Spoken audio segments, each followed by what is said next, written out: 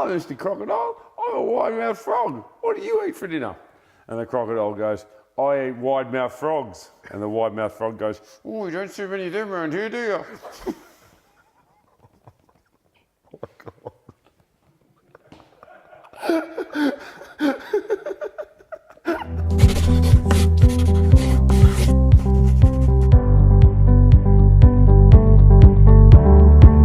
Welcome to the very first episode of The Blueprint, powered by Athletic Agencies. I'm so excited to have you here.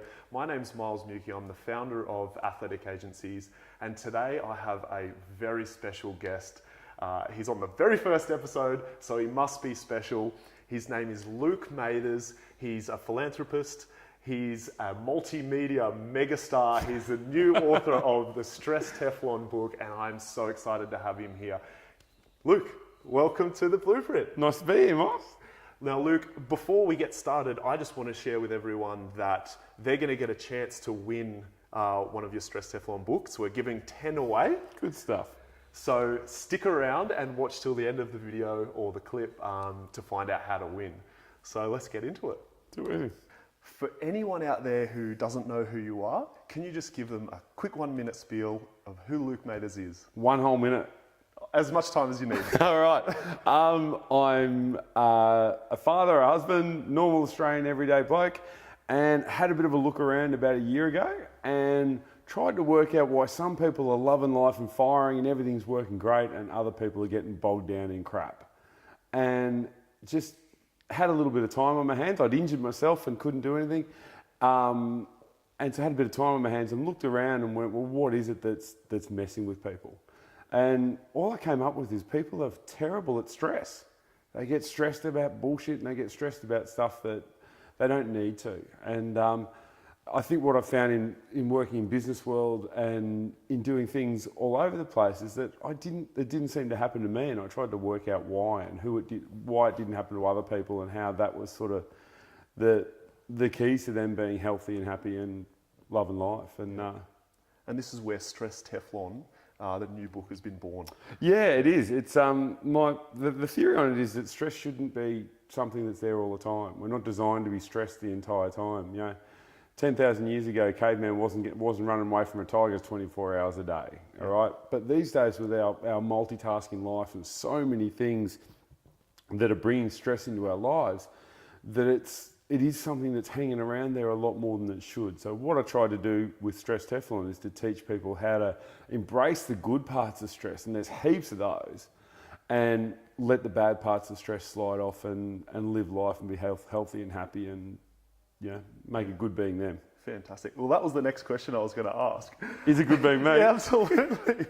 Yeah, it is. It is good being me. So Yeah. where did the "is it good being you" tag basically come from?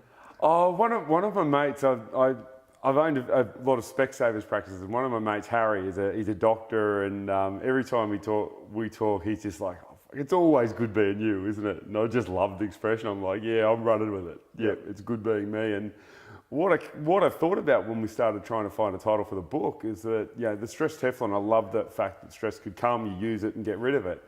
But then it is good being you when stress doesn't stick. And that was the kind of tagline that we came up with. And it sums up the book beautifully. The book isn't about stress management. It isn't about any of that sort of stuff. It's about it being good being you. And that doesn't have a quota of stress in it. You can have as much stress or as little, whatever makes it good being you. Yep. And that's what we try and get from people when they read the book. So for those who haven't read the book, what can they expect? Because you said it's not a stress management book.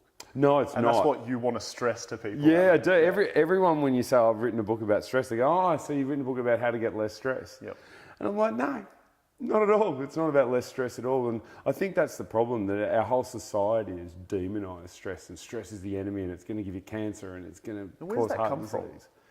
I think those things make better stories. Okay. You know what I mean? Yeah. So it's like, and so stress has been demonised. So it's something that we all feel like we need to have less of it. And I have a line that we use a lot when we do Stress Teflon workshops that we do for companies and stuff. And it's like, if you knew you could handle anything that came your way, would you have more stress or less stress? Or everyone universally says you'd have less stress. And I actually have a theory that it might not be true, Because if you knew you could handle anything your way, you'd go after things that you otherwise wouldn't go after. Yep. And I think in that sense, it can actually generate more stress because you try more things that are challenging, you try more things that stretch you. And that's where the fun lies. That's where the growth lies. That's where the resilience comes from getting out of your comfort zone and having a crack at this stuff. So a quote that I use all the time, or a mantra that I live by, which is quite cliche, which is that, you know, to be successful or to grow, you need to get comfortable with being in uncomfortable situations. Yeah, but get comfortable with discomfort. Yeah, exactly. But you have a bit of a different analogy for this. Why don't you tell us about the lobster? I agree with that. I agree with that one. Yep. But you do have to get comfortable with discomfort, but you don't want it all the time. Yep. You've kind of got to wander between that discomfort and out of your comfort zone, and then get back to chill and relax and doing things that are a bit more sort of more relaxing. But the lobster moments, Tell us about the lobster moments. I watched an episode of Friends with my daughter, and Phoebe talked about that Ross and Rachel were each other's lobster, that they'd walk around their tanks holding claws, and that lobsters mate for life and all of this sort of stuff. So when I hear things like that, I think, wow, that's really interesting. And I nerd up and go and Google that sort of shit and have a bit of a look and see what's going on. And it turns out Phoebe was full of shit, that lobsters don't mate for life, that a lobster will go and shag as many other lobsters as they want. And female lobsters will actually store up sperm until they're ready to ovulate and then let out eggs from hundreds of different male counterparts. So it wasn't actually true that lobsters mate for life. But while I was looking at this, I actually found out some things about lobsters, and they're really interesting. What happens to a lobster is that their shells can't grow. Their shells don't get any bigger.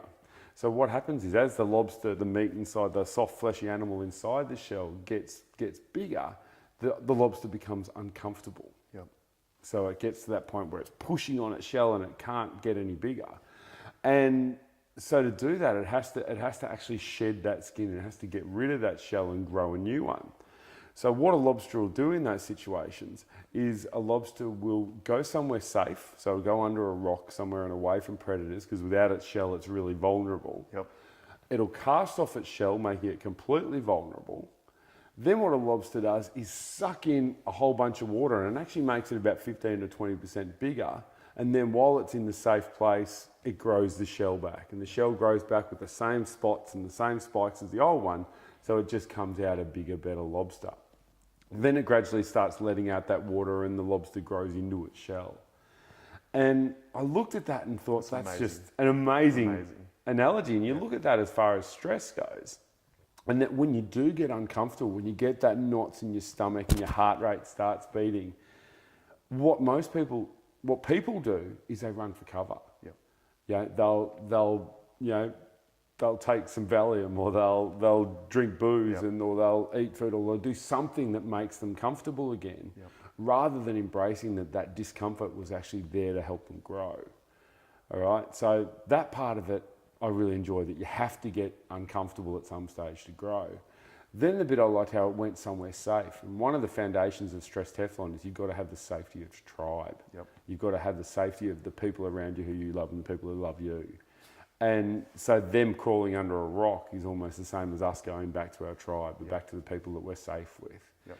And so we need that. So that was one of our foundations. And then the whole sucking the water in that makes them bigger, so they then grow the shell on. Whenever you're trying something new, whenever you're getting out of your comfort zone, you've got to do that. You've got to fake it till you make it a little bit. Amazing. Even when you don't know whether you can handle it or you don't know whether you can do it, Yep. you've got to try and tell yourself that you do. And then the lobster builds its shell back on the other side, and it's good to go, and off it goes. And it's grown, and it's now a bigger, better lobster. Yep. And I think our modern thing with stress is that we have to avoid it at all cost. We don't embrace those lobster moments. We don't get those moments, okay, this is hard, this is difficult.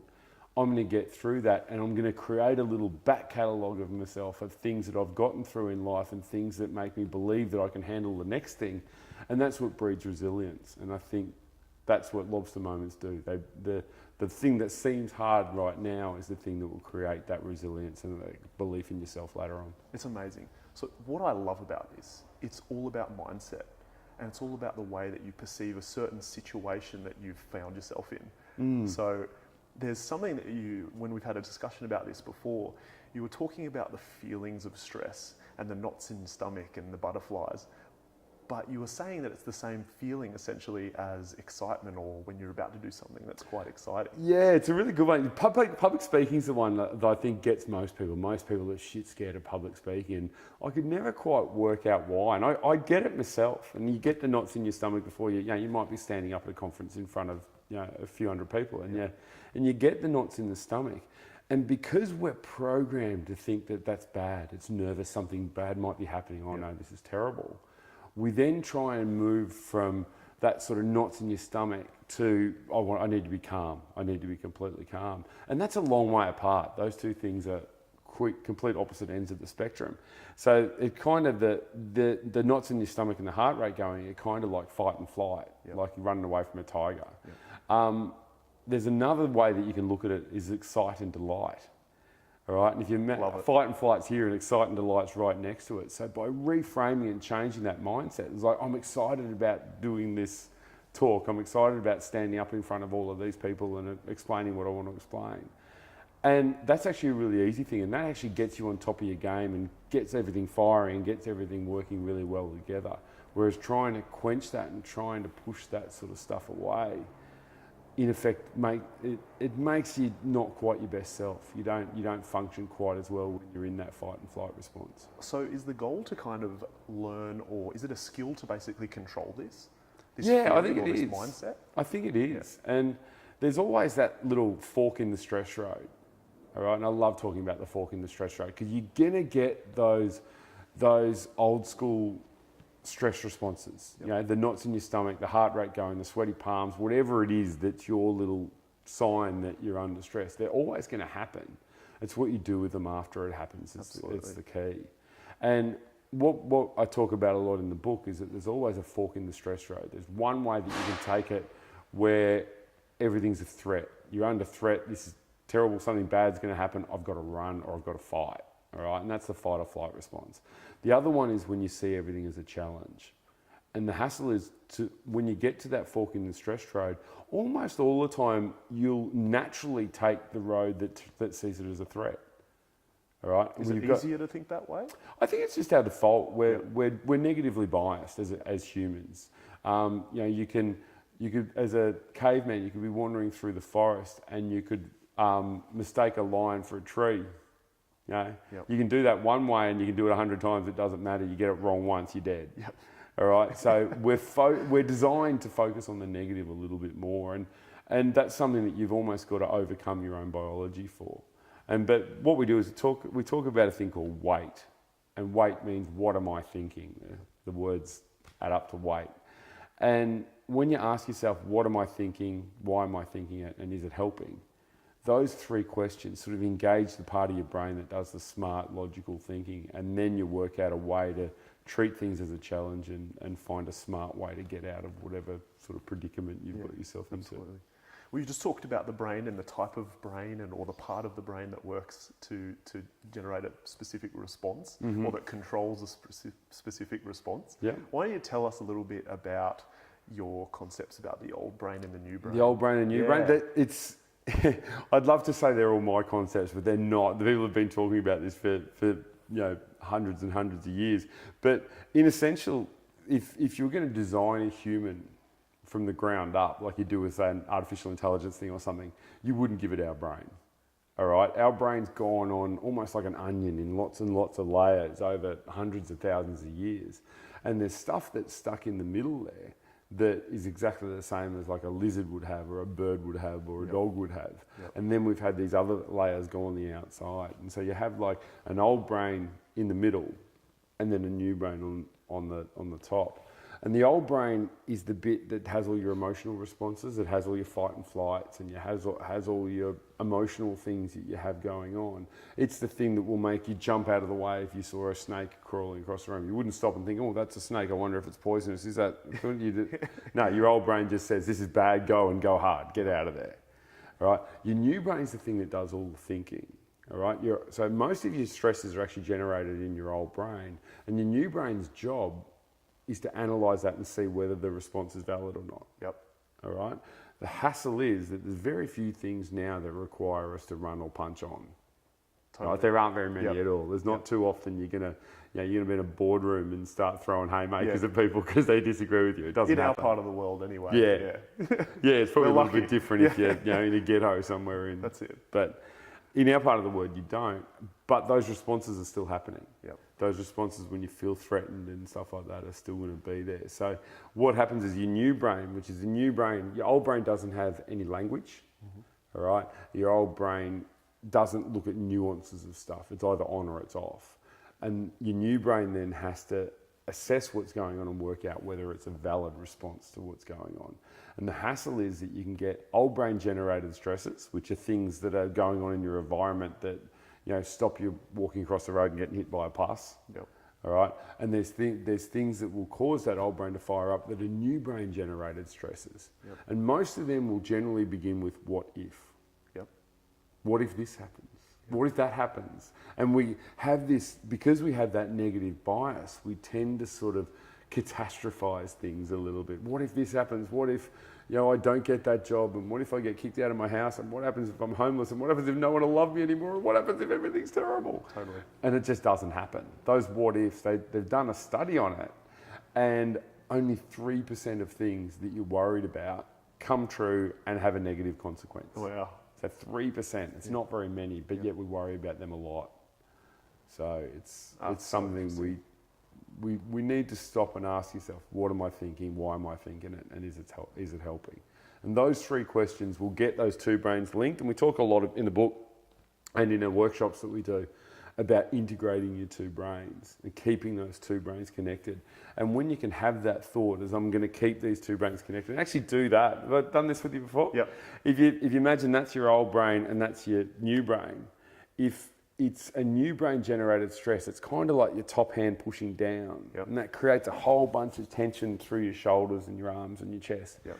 But if your new brain goes to work at solving the problems, it's the opposite. It's like lifting the old brain up and bringing the old brain That's a into great life. concept. And when you do that, you feel all of that tension disappears. So you've got to ask yourself, am I putting my new brain to work for good that's helping, or am I doing it that's just fueling the fires? Yeah, absolutely. And when they fuel the fires, generally what happens, you're then in that full-on stress mode. And when you do that, you're always defensive because you're looking at the negative, and you're dumb. That new brain's where your smart actions are going to come from. And without that staying connected, you become defensive and dumb. And you've all had people that have had arguments with you at some stage, and they've just been completely ridiculous how much they've extrapolated the negative part of something. Yep. And it just doesn't need to happen. So when we talk about this way of thinking and we talk about how people respond to a situation, is this something that's basically ingrained? Is it something that can't be changed? We talked about neural pathways earlier today. Yeah. So I want you to share a bit more about that and how someone doesn't have to think that way. They can change the way they think. Yeah, it's reasonably new research. Yeah. I remember when I was at university, which is like 20 odd years ago, that we were told that by the time you were 20, your neural pathways were set, your brain didn't generate any more brain. I've heard that before. Yeah. That's how things have worked out, is exactly how you're going to be. And they discovered that that's not true at all. Yeah. There's a thing called neuroplasticity, which is a really nerdy way to say that you can make new wires in your brain. Yep. And so you have different sort of connections for your brain. And the analogy I often use is that it's kind of like paths in a sand dune. Yep. If you park your car and you've got to walk over the dunes to get to the thing, you'll generally take the path that's the biggest and widest and takes you to the beach. But there are often other little paths that go across, or there is no path. You can walk straight across the sand.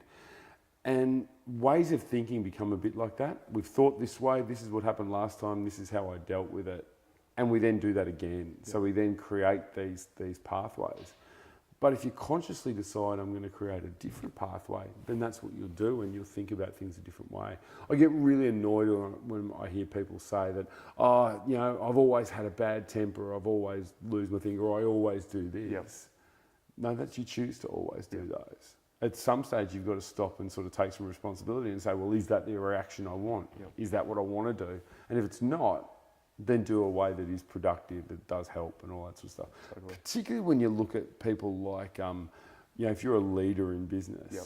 and you're constantly going off your nut and yelling and screaming at people for no reason, you're going to lose their respect. They're going to walk around on eggshells all the time. You're not going to get the best out of your staff. Yep. But if those people go back to that, oh no, that's the way I've always been. My dad was like that, so I'm like that. Yep. You're making cop-outs and you're making excuses for yourself. You've got to take responsibility and say, no, that might be how I've reacted in the past. Yep. Next time I'm going to stop, I'm going to take a couple of deep breaths, and then I'm going to keep my two brains integrated and find the right solution for whatever we're doing. I think that is such an important message.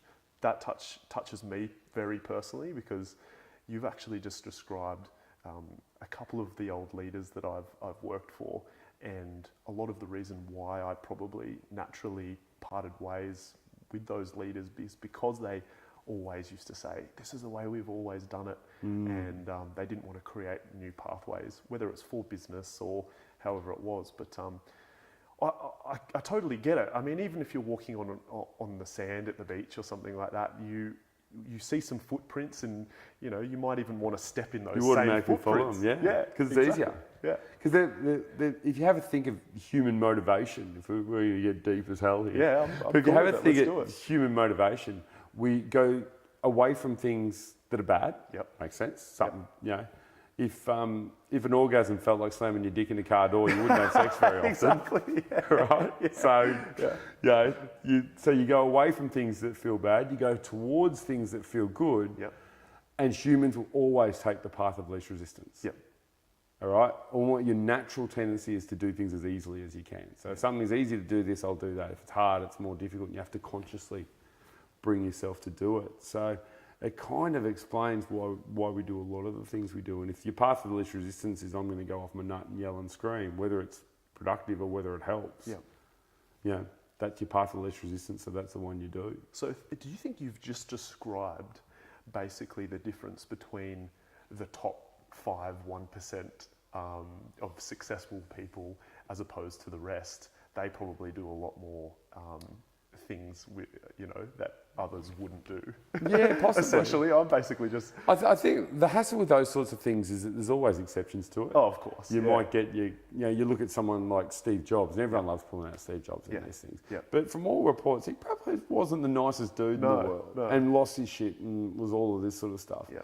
But yet the things that he did that were really good at that time, and for that, he was in the right place at the right time and did some really good things, and he got away with it. So I actually think we probably put a little bit too much notice on that top 1%, and we probably should look more to make us that little bit better. Yep. We do a thing when we do our workshops about the better version of yourself. Yep. Is there a version of you that's a little bit better? And What's your version? I have an alter ego who's his name's Carlos. Yep. And I'm terrible at DIY. We're in my house. I just built a new house. Unfortunately, I had a really good builder. I didn't have to do too much of it. But I can fuck up DIY better than anyone you've ever known in your whole life. And I'm terrible at it. But this one year I grew a mustache. I had this I'm really long from here to here, and I had this big dirty mustache for Movember to raise some money for Men's Health. Yep. And that particular year we had a holiday house in Byron, and we couldn't get the grass to grow. So I decided I was going to build a deck. Yep. And so I had this dirty big mustache, and my wife's just like, oh no, there's limbs going to be lost here. It's going to be, this deck's going to look like this, and it's going to be terrible. And I Googled it and worked out how to do it. Rang a mate of mine who's a carpenter, and he gave me a few pointers, and ended up building this deck over a long weekend. And the deck was awesome. Fantastic. We sat on the deck and had a few beers and a champagne, and we toasted. And everyone that came around over the course of the weekend because they all knew how bad I was at DIY, yep. And the fact that Luke could never have built this deck, but Carlos could. Yep. All right. I love it. And the joke was Carlos was the world's most fantastic man. Men wanted to be him and women wanted to be with him. Yes. Completely the opposite to Luke. Luke's none of those things. But so I've actually now with Mick, the guy who I wrote the book with. His name's Mick, but his real name's Mirko. He's Croatian, and he asks himself whenever he's got a difficult question or a moral conundrum or something he's got to solve. He asks himself, "What would Mirko do?" Perfect. And I do the same with Carlos. Yep. I talk to Carlos a lot now. So when you're walking past the washing, yeah, that's the one I love. You know, Luke's a lazy prick, so Luke could step over the washing and just go upstairs. Carlos would pick it up and take it upstairs and put it away and be a nice husband and be more considerate. So, and it's not, Carlos is a different person. He's just a slightly better version of me. Yep. And we love doing this when you do workshops. You get what the slightly better version of you looks like, and it's a really good way to sort of put those two brains together and say, well, what would the better version of me do in this situation? And I think it's a really good way to sort of say, it's, I'm not a different person. Like Luke and Carlos, one's a bit better at DIY than the other one is, but they're the same person. He's just a slightly better version of me. I've had the pleasure of being in some of your workshops and hearing you speak. So I've taken a lot from that. I haven't named my alter ego yet. Yeah, some people struggle with that. I'm not quite sure why. But he definitely does a little bit more around the house, and my partner's obviously happy about that. Yeah. I don't know if I'll be building any decks anytime soon, but maybe in the future. Oh, you could, but I guess the thing about it, you go back to that sort of stressful things and out of your comfort zone and stuff. Building a deck was so far out of my comfort zone, it's ridiculous. All right, I can't even hang a picture without putting 4 holes in the wall. Classic. Right, but to build a deck, and now I look back at it and think, okay, now I can do stuff, and that sort of get the thing you were talking about before about getting comfortable with discomfort. Yep. I think doing stuff like that, and that's stressful. Is this thing going to work? Am I going to look like an idiot? I'm going to spend hundreds of dollars on timber or thousands of dollars on timber that falls over. Yep. It's stressful. But you come out of it, Carlos. You come out of it a slightly better person. You come out of it a bigger, better lobster. Yeah, totally. So you encourage people to find their alter ego? I do call it an alter ego. Yeah. Name them. And that person then becomes your go-to. That person's my go-to of what would Carlos do. Perfect. And Carlos they don't send you wrong. Yep. You know what I mean? Carlos doesn't justify things. One of the other parts of being Stress Teflon, there's three parts of it, and the other one is honest self-awareness. Yep. All right? Carlos wouldn't bullshit to himself. Yep. Carlos wouldn't make any excuses. Carlos wouldn't live in denial. He wouldn't, rationalise poor decisions. Carlos would do the right thing. Yep. All right? And most of us aren't Carlos. Yep. Most of us, Carlos would, eat the right thing. Carlos he'd always go to the gym. Carlos would do the right thing. Yep. Luke doesn't always.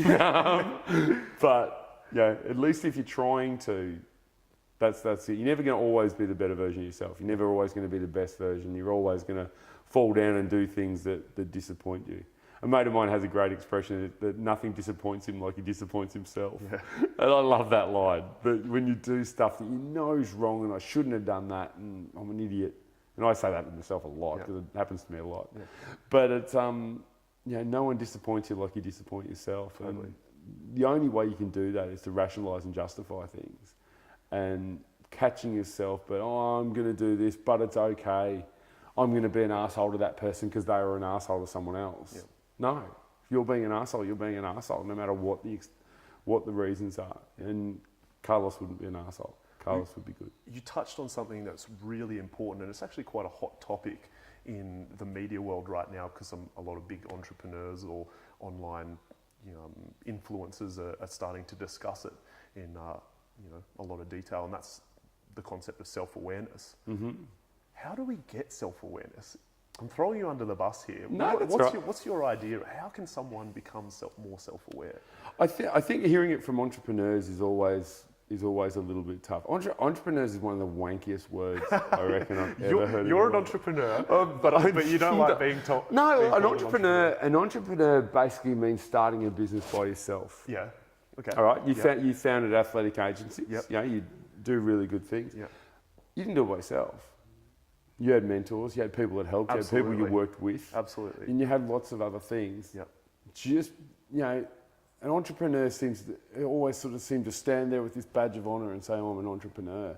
And I just find it a little bit wanky that you don't ever do it by yourself. You've always got other people that are helping and all of that sort of stuff. But the self-awareness type thing, I think, is just, like I said before, catching yourself justifying things that aren't right, catching yourself making excuses. My mum used to have a lovely expression, was that two wrongs don't make a right. All right, and because someone else has, parked in front of my driveway before I can park in front of theirs. No, don't park in front of theirs. It's really irresponsible. They might want to get out and you're being an arsehole. Don't be an arsehole. And I think if you do that, that stress you get from disappointing yourself is sticky stress. That's the stuff that makes it ruminate in your head. No, I was really mean to that person, or I did something bad. And those sorts of things, I think, actually create that toxic stress. And if you don't justify and rationalise things in the first place and be honest, I don't think you get a lot of that stress. It's hard though, isn't it? Oh yeah. It's really hard. I shared with you a personal story a while ago, and I'm happy to share that here. When I was younger, I always had a difficult time with my dad, a really difficult time. And he'd do things and it wouldn't be the way that I would do it or want it done. So I'd be snappy. I'd be an asshole. And it took me a long time to just accept him for who he is. And, I'd have family members, close family members, uncles and things saying, it's you that's controlling your emotions and controlling your responses to whatever my dad's doing. And I never understood that concept, that it's me controlling my emotions. And it took a long time until I was in my 20s to really understand that concept. And from that moment that I became more self-aware and I waited before I made, decisions or had reactions to certain situations. Now I've become so much more at peace. I've got a great relationship with my dad. He's one of my best mates. And it's helped, obviously, our relationship. But you don't with my expect wife him to do things your way anymore. Absolutely not. No, and not expectations are a really big thing. We put our own expectations on other people. And I can't remember the exact quote, but I'll paraphrase a little bit. But it was basically expectations are resentment in advance. You're sort of planning on resenting someone by putting expectations on them, and it's really true.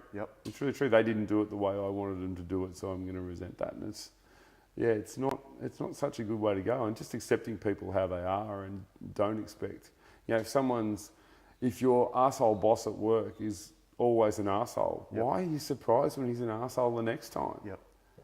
You know what I mean? Do the things that you can do to sort of limit its effect on you, but don't expect him to be all of a sudden this enlightened, lovely person that's, always fantastic. If they've always been an arsehole, they're going to be an arsehole again. Stop putting your expectations on them and just, that's the way they are. And So obviously so many people are in that situation where they're in a workplace, they've got a leader that they constantly have issues with, or they run a business and they have clients that they constantly have issues with. What do they do? I think that's a really good point, because 60% of people who leave a job leave because of their immediate superior. Absolutely. 60%. And I actually think the stats, I think that's probably it'd be higher. A little bit higher, But so more than half the people are leaving their job because of their immediate superior. And particularly, people like middle management. Middle management is hard because they go from a low power thing where they're dealing with the people above them to a high power thing when they're dealing with the people below them. And that's really stressful for people to change the way they do things from a high power to a low power sort of thing. So that side of things is really hard. But I forgot where we were going with the question. I was just saying, what do people do in this situation? So I'm the kind of person, and I'm notorious for this, I call it self-respect, okay? Basically, if I'm in a situation where I know that I can't perform at my best anymore, or I struggle to respect or to follow the leader that I have, I leave. I make the conscious decision to remove myself from that situation because I'm not kind of moving in the direction that I want to move, or I don't want to react in a way that I don't want to react. I've been notorious in the past to just quit jobs with nothing to go to. With mortgages and all sorts of things. You're comfortable with discomfort, though. Absolutely. My partner hates it. luckily I've found a position where I'm passionate about. I'm having so much fun. You're your boss, though. Absolutely. And that was the decision for me. And that was a lot of self-reflection and understanding where I was at and what kind of a person I wanted to be and what kind of a life I wanted to live. Yep. And I ended up just saying, well, I need to create my own life and I need to work for myself. Is that a good idea, though? For people to just remove themselves from it? Because sometimes it is. Yeah. Sometimes it is, but we also had this idea, and it's a really wrong idea, that if I did something else, then everything would be okay. The grass is always greener. Grass is always greener. Yeah. Yeah. If I lost 10 kilos, then I'd be happy. Yeah. Yeah. If I got this different job, if I can pay rent this week, then I'll be happy. Yeah. And what all of this does, it puts those what ifs, and if this happens, then I'll be happy. Yeah. It puts happiness on the sort of other side of the horizon. Yep. All right. There's a guy called Sean Accor, wrote a book called The Happiness Advantage. If you want to read a book on positive psychology, it's really good. And basically what he talks about is that the people that really succeed are the ones that are happy anyway. Yep. All right. The ones that are loving life, and I talk in the book a lot about a thing called eudaimonia. Yep. And eudaimonia is a thing that Aristotle came up with, 2,500 years ago. And basically it's the happiness, well-being, feeling good about being you because you have moral virtue and practical wisdom and you do things well. All right. And that pride that you get in yourself. Yep. And I think generating that is the most important thing. And often just moving to another job is not going to generate that. Yep. You've got to work out the things in the job that you're doing now that have that bigger purpose. For 25 years, I was an optometrist. Yep. I looked in people's eyes. Have you ever had your eyes tested? Which one's clearer, this one or that one? Yep. Right? I've asked that question about 3 million times. I've done the maths. I've asked the relative clarity of something 3 million times in my life. And it's paid for lovely big houses and flash cars. And it's been really good to me. And I've worked with Specsavers for 20 years and owned lots of their practices and all that sort of stuff. And it's been fantastic. Yeah. Right? And when I look at going to work as a way of making money, I'm miserable. Yeah. When I look at the work of I'm going to go there and I'm going to have a chat to some really nice people and I'm going to fix people's eyes and I'm going to make my staff better and they're going to be happier and like going to work more and I'm going to create a better environment and all of those sort of stuff. And I'm really good at all of those things. Yep. All right, without blowing sunshine up my own ass. I'm good at that stuff, which is why I've always had successful businesses. But framing it into that bigger purpose will always get your mindset in the right place. I love this. And we do tend to sort of think, oh, I'm miserable because my boss is an arsehole. Yep. Your boss can only be an arsehole if you let him be. Absolutely. Or her be. Absolutely. All right. So we've got to sort of take responsibility for our own happiness a little bit and choose to be happy first and then work out with the other stuff. I'm not going to get worried if they do this because they always do that. And why would I tie my knots in about something that I knew they were going to do anyway? Absolutely. And you've got a great strategy for this. I mean, when you do workshops with, let's say, middle management or top level management, and you go in and you talk to their leaders about how to lift the staff morale, give people a little bit more purpose and happiness in being in that role. Tell us about that procedure. So it's quite simple, right? It is really simple. I think that anyone, particularly if you're trying to lead someone, no one's really going to do what you say and no one's going to really, buy into what you're selling unless they know you care about them. Yep. All right. And I have a thing that a lot of business leaders who are really successful will do is they have to care and they have to show that they care. Yep. They have to understand, how did your son's grand final go on the weekend? Yep. They have to give a shit about the people, otherwise the people aren't going to give a shit about them. And it's a little bit of that sort of how to win friends and influence people. And I read that book years and years ago, and I read it and I was a little bit uncomfortable with it. I don't know if anyone's ever read that book, but have you read it yourself? No, I haven't, no. It's from the 30s or something. Yeah. And I read it and I recognised that I did a lot of the things that he said in the book. And I also read it in that the things he said to do in the book seemed really manipulative and really fake. And I'm like, oh no, am I being manipulative and really fake? And was horrified by the idea. But it's not like that. I think the way we create bonds, that sort of going back to the things of Stress Teflon, is you've got create that security of a tribe. And the way you do that is showing other people that you care about them. And that might be picking up the washing and taking it upstairs. It might be buying chocolates for the girls at work. Just doing something that shows them that you care. And I think particularly the higher you go up the scale of work, everything becomes I'm a bit special and I'm a bit important and I don't have to worry about that. And I think it's bullshit. I think you do have to worry about it. You do. And when it comes to someone's actual role, I know you talk a lot about how you might go into a workplace and you might get people to write down their job features. The job description. But it's their job description, but instead of writing down their features, what do you get them to write? I actually get them to do both. I actually get them to write down, do your job description as you want. And then I get them to do a thing as how does that affect the people around you? What are the things that you do that make the world a better place for the people around you at work? And the best example of this is you get people like cleaners in a hospital. Cleaners in a hospital, you might say, I sweep the floor, I mop the floors, I clean the windows, I do this. But if you speak to a cleaner in a hospital, they'll be really aware of who hasn't had someone to visit them. And they'll go in and have a chat while they're having a clean, and they'll do things that interact with people and make that hospital a safer, cleaner, better environment. So they're finding the bigger purpose for what they do, rather than I'm just sweeping floors and I'm just that. And anything that you do, there's a bigger purpose to it. I can go and find someone's prescription for their glasses and here, sell you a pair of glasses and I'll make some money. Or I can change the way they look. I can change the way they see the world and fix up their problems. And that's a much bigger calling than just I'm going to sell you some glasses. Absolutely. So finding that sort of bigger calling, I think, is a really fun way to do it. And you don't have to change jobs to do that. You just have to reframe the job that you have and find the things in it that are making the world a better place. Another line that I love, that I have from the book is the world a better place because you're in it. That's perfect. I love it. You know what I mean? And if your answer to that's no, I think you got to think again. Have another look. Is your world a better place because you're in it? And there's got to be things about it that are yes. And if there's not, do something. Do something that makes your world a better place. You can think and act whatever you like, but you've got to actually do stuff.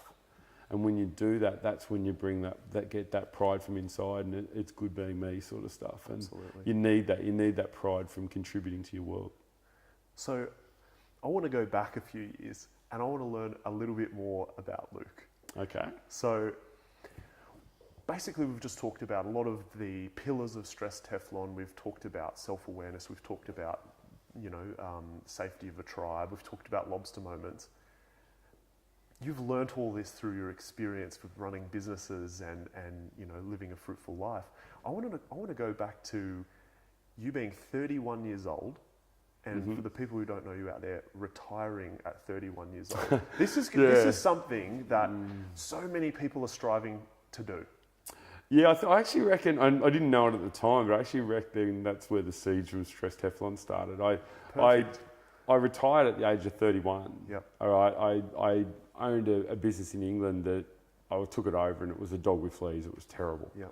And in England, they're not quite as up with what we are. They love doing it. This is what I'm told to do. This is what I do, and all that sort of stuff. And it took me a year, 18 months to beat that out of them and have them as engaged and think for themselves and do it. And it paid wonders for the business. The business tripled in turnover and was really profitable, and sold it and made loads of money. Came back when the Aussie dollar was really low, and paid cash for houses and had heaps of money in the bank, and that was all really cool. And said, okay, this is what I want. I've been working my ass off. I've been working 6 and 7 days a week, and I'm not going to work anymore, and it's going to be great.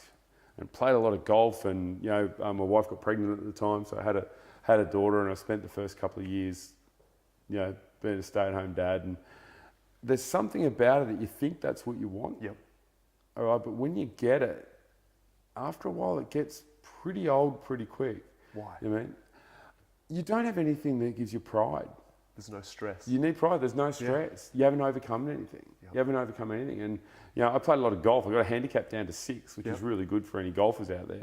My handicap got down to 6, but I was, that was the only stress I had in my life. And you can't pin your self-worth onto how well you can hold 4-foot putts. Mate, golf is pretty stressful. Well, golf is stressful, but you think that that's what you want. You think, and that's what we're all ingrained into, that we want zero stress, and you just don't.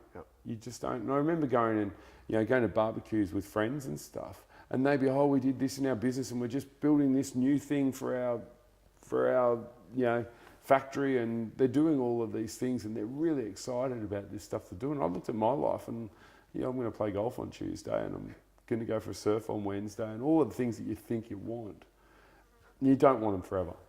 And did it for 3 years, and eventually I started feeling a little bit cranky and wasn't Carlos. I wasn't the best version of myself, and decided I had to, go back and so I started a business and started from scratch. Unfortunately, I did it at a time when just before Specsavers came into the market. So when they came, I pretty much got on board with them straight away. I was one of the first ones on board, and went around all of Queensland signing people up to get onto that, and ended up with the best practice in the country, and that's fantastic.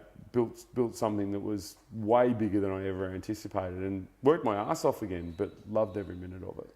And not only that, but you become involved in obviously charitable associations, and you travel overseas to build schools and things like that. Tell us a little bit about that. There's a couple of things we do. About 3 or 4 years ago, after Cyclone Pam in Vanuatu, the cyclone just destroyed Vanuatu, completely wrecked it. And so we thought, what can I do? And my only expertise at the time was testing eyes. So we basically got a whole bunch of, we took over a few hundred pairs of glasses and went over there and set up a little optometry clinic and tested people's eyes and gave away glasses. So I've been doing that for the last 3 or 4 years, which has been great. We go back, once or twice a year and go and do that, which is wonderful. But I'm also involved in a thing called Nev House, which is we build low-cost housing out of recycled plastic, and we have a program that we're just launching in the next few weeks, which is called Our Other School, and we're going to be getting rich schools in Australia to help fund building some schools, because kids over there are still going to school in UNICEF tents. Their buildings blew down 3 years ago or 2 years ago, and they haven't built them again. So, there's things that you can do that, and all of that sort of stuff. You talk about things like altruism, and altruism is that, doing something good just because it's a good thing to do, and you don't expect anything in return. I don't think there's any such thing as altruism. I think it's absolute bullshit. You get plenty in return. Love it. And the pride you get from that, I think makes you a little bit bulletproof for stress. That when you don't believe in yourself and you don't like yourself quite so much, stress sticks. It's awful. Absolutely. But doing things like that to say, yes, I'm a good person, the world's a better place because I'm in it, is one way to make sure stress doesn't stick. Fantastic. Well, obviously, can people get involved in that initiative?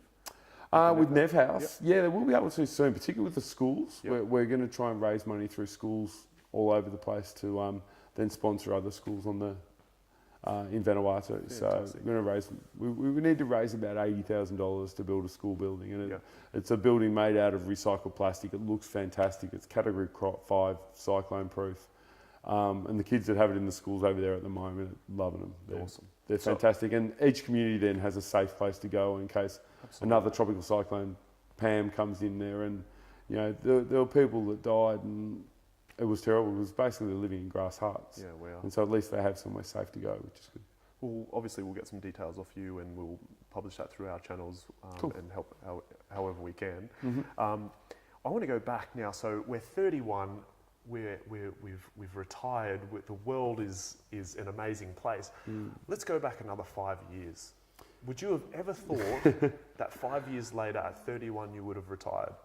Yeah, when I was in my late 20s, I had, as a lot of people in their late 20s, I had a really strong affinity for green grassy substance that you smoked, and had a lot of it. And one of the things about marijuana is if you have a tendency to for things like a mental illness or something, it'll send you that way.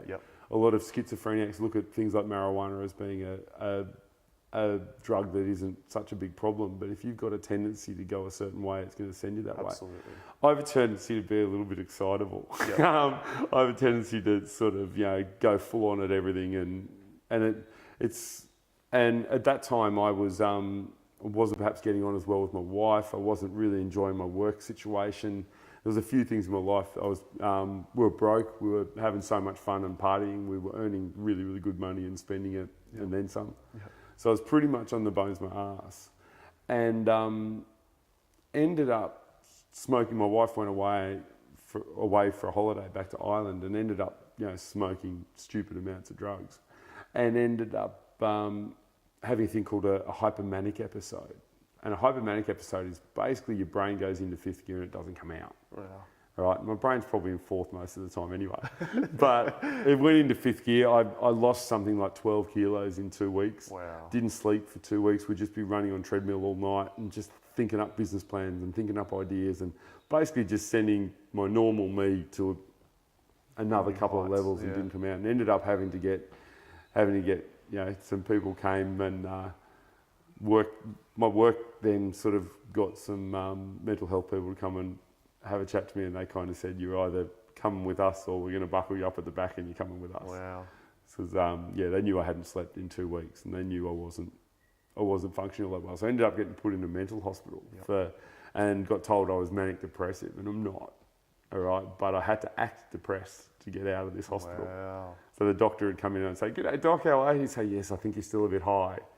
And I'd actually have to act depressed to get out of this hospital, and got out of it, and took a while to come good. I still wasn't 100%. But they reckon 1 in 4 people go through some sort of mental health episode at some stage. Ever since then, I've been fine, and I trust my wife implicitly. If she thinks that my brain's going into fifth gear and not coming out again. I've actually said that to my partner. Yeah, I listen to it. I listen to it completely, and I'm probably more paranoid about it happening than she is. But you look at something like that, and as far as lobster moments go, that's a pretty good one. Within 6 months of that happening, I'd quit my job that I had at the time, and I'd moved to England and worked my ass off and got my business started over there. And so was that the moment for you? that was the moment. Yeah, if that hadn't have happened, I wouldn't have set myself up financially. I wouldn't have done all the things that made me really proud and gave me the confidence to do whatever else he did. But that was the moment, and I always look at it as a sort of falling up moment. Yep. Like it seemed like it was Falling really up. bad, but it made me see what can happen when you take your brakes off your brain. Yep. Right, because when you have a hypomanic episode, everything is positive. Yep. I'm pretty positive anyway, but it got even more so. And then every single thing you'd come at me, like, we can do this, and this. And I was intense. And some of my friends didn't think it was anything wrong. They just thought, no, it's always like that. Don't worry about it. Wow. But the people that were really close, like my wife, definitely knew. And but that sort of thing, if it didn't happen, I wouldn't have got the sort of idea of what I could possibly do. I wouldn't have broadened my horizons. I would have stayed in the little rut. I probably would have been miserable. Totally. But because that happened, that was my catalyst to say, okay, let's do something and make something of your life. And I totally appreciate you sharing that story. It's obviously very personal, but I think it's important to spread these kind of messages. I'm in exactly the same position where I basically had a situation. My mum passed away, and that was a big moment for me to change my mentality and my motivations, and it was almost like a switch. Mm-hmm. And then my life just suddenly went in a different direction. Do you think that people need to? What did you change from what to what? I guess my goals became clearer. My understanding of how fragile the human body and the mind is became more clear, and obviously I had a goal and a purpose, and I just wanted to fulfill that. So I didn't stop until I, put that in motion, and it hasn't stopped since. And every time I kind of, think about what makes someone successful, I feel like they need to have some sort of a rock bottom moment. I guess the rock bottom is almost like the foundation, isn't it? You've got to. Well, that's what I think. I don't know if you have to hit rock bottom or anything. I didn't feel like I hit rock bottom at the time. People around me thought it was pretty terrible, but I was on drugs in a mental home. Didn't seem like it was less than ideal. But I had the support around me. Yep. I had the people that loved me and the people that looked after me and all of that sort of stuff. And it gets you through that. Yep. And I still look back at that as far and away the best thing that's ever happened in my life. Yep. We've talked a lot about. I cannot stand when I hear from leaders or maybe the older generations when they say, young people are entitled these days, and they're not here to work hard. They don't understand how to work hard, and entitlement and all these sorts of things. Yeah. We had a chat about this, and you gave some tips about. If you don't like that, you're probably not going to like what I'm going to tell you. Mate, go for it. I want to hear it. No, I actually think a lot of that is actually a stress-related thing as well. Yep. I think we've grown up in a generation. You're probably the exception in your generation in that you're not like this I hope at all. so. Yeah. But there's a lot of people that we've babied our children. Yep. We've spoon-fed them. They've got everything they've ever wanted. When I was 10 years old, all I wanted was a BMX bike. Yep. I really wanted a BMX bike. And we weren't very wealthy, and my mum and dad couldn't, we had 4 kids, couldn't afford it. Yep. All right. And so my dad got my bike, had one of those, dragsters with the big sissy bar at the back. It was a terrible bike, and no street cred whatsoever. And Christmas morning, I rocked down there expecting to see this BMX, and basically saw this bike that looked kind of like a BMX, but not really. Yep. And my dad had got my bike, put knobbly tyres on it, put BMX handlebars and seat on it, and painted it black. Yep. Right, it looked shit house. I was fooling no one. But they couldn't afford to buy me a BMX bike, and you got with that, and I was walking around kicking stones and not liking my bike too much. But those sort of things are, stuff that you got to do. You then got to go and work hard. I got a job at 13 or 14 and paid for my own bike. Yep. The hassle is these days we baby our kids so much that our kids don't get to do those things that were hard. They get that instant gratification so much. And if they get a bad mark at school, mum goes in and does their homework for them, or mum goes in and argues with the teacher to get them a better mark, and mum and dad do all their stress for them. Yep. And then they get to 20 and all of a sudden their boss is an arsehole to them, and they go in the corner and suck their thumbs because they haven't built that resilience. They can't look back and think, I got through this. I got through having to ride a really shitty bike when I was 10. I can work hard and get whatever I want. They don't get that quite so much. And I'm guilty of it with my daughter as well. She's lovely and she's great and she's a really good kid, but she probably, she wants to come and work with me in one of her businesses. I'm like, no, you're going to work for an arsehole first.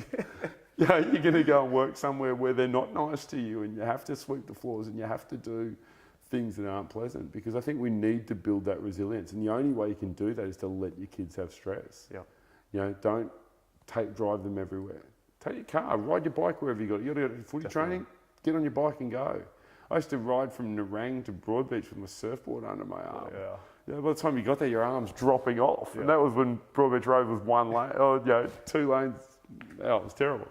But, the things that you did, those are the things that build resilience. And I don't think I think we're so keen on looking after our kids and making sure they're okay. We don't let them make mistakes and let them get that back catalogue of things that they've fixed to be able to know that they can fix whatever else comes their way down the track. I think it's a super important message.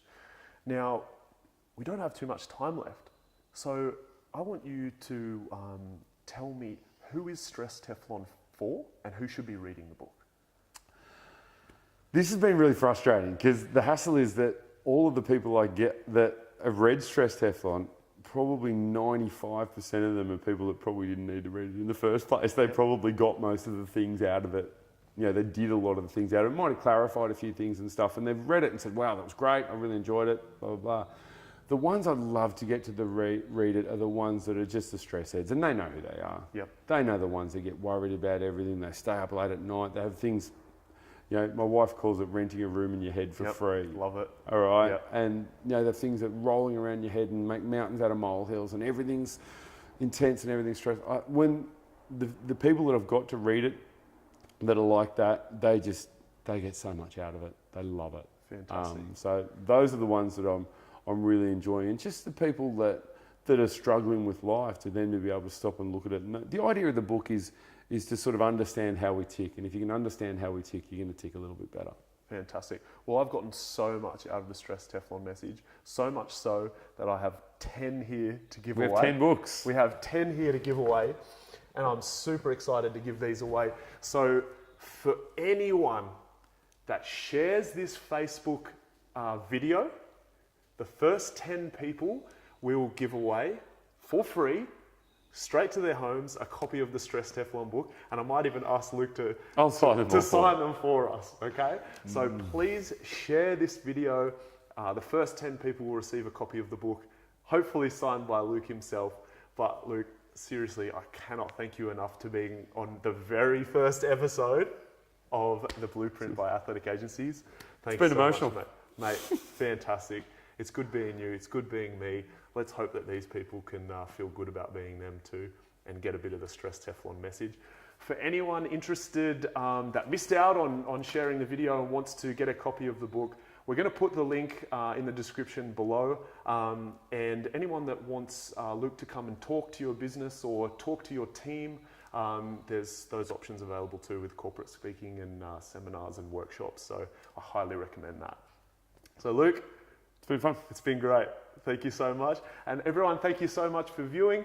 If you enjoyed it, please share it on with someone. If you're watching this on YouTube, please like and subscribe to the channel, where we're going to interview a lot more people like Luke, great influencers to share great value and that can help you along with your journey. So thank you very much for sharing your time with us. We'll see you next time.